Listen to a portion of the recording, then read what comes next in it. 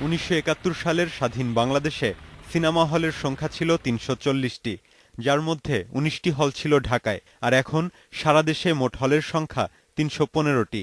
অথচ ১৪ বছর আগেও দেশে সিনেমা হলের সংখ্যা ছিল ১,২৩০টি।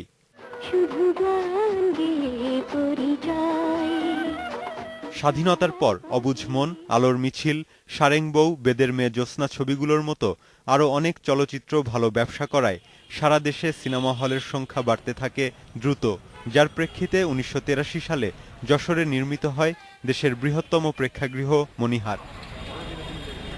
২০০১ সালের পর থেকে কমতে থাকে হলের সংখ্যা।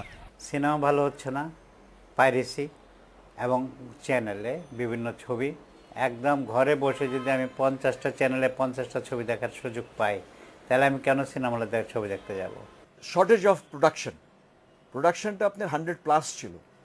আর্টিস্টের শর্টেজ, ডাইরেক্টরের শর্টেজ। আমাদের আর্টিস্টরা যারা মারা গেছে বা যারা ওল্ড এজে চলে গেছেন, তারা তো ক্যারেক্টারে চলে গেছে, তাদের রিপ্লেসমেন্ট হয়নি। ২০০১ সালে ঢাকায় হলের সংখ্যা ছিল ৪৪টি, আর এখন আছে ৩০টি। ৮টি জেলায় নেই কোনো প্রেক্ষাগৃহ, একটি করে হল আছে ১১টি জেলায়। মানহীন চলচ্চিত্র আর অনুন্নত পরিবেশের কারণে হলগুলোর অবস্থা খুবই নাজুক। সবাই কিন্তু যাই অবস্থা, কিন্তু সবার সাথে আমরা কথা বলি, তো সবাই একই কথা বলে যে ছবি নাই। চলচ্চিত্রে সরকারি সহযোগিতার দাবি অনেক দিন ধরেই করে আসছেন চলচ্চিত্র কর্মীরা। সেই দাবি অনুযায়ী হল উন্নয়নে সহযোগিতার ঘোষণা দিয়েছে সরকার।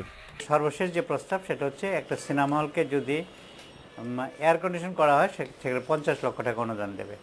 যদি ব্লোয়ার ভিত্তিক সিনেমা হল করা হয় সেখানে 40 লক্ষ টাকা দেবে। আর যদি শুধু ফ্যান দিয়ে তৃতীয় শ্রেণীর সিনেমা হল করা হয় তাহলে 30 লক্ষ টাকা দেবে। এবং এটা মোটামুটিভাবে প্রস্তাব আমাদের কমিটিতে গৃহীত। এখন সিদ্ধান্তটা বাস্তবায়নের জন্য মাননীয় প্রধানমন্ত্রী বা অর্থমন্ত্রীর কাছে পর্যায়ে আছে। চলচ্চিত্র টিকিয়ে রাখতে প্রয়োজন প্রেক্ষাগৃহ, আবার প্রেক্ষাগৃহ সচল রাখতে দরকার উন্নত পরিবেশ এবং দর্শক। তবে চলচ্চিত্র সংশ্লিষ্টরা সবচেয়ে গুরুত্ব দিয়েছেন ভালো চলচ্চিত্র নির্মাণের ওপর। প্রতীক আকবর, ইন্ডিপেন্ডেন্ট নিউজ, ঢাকা।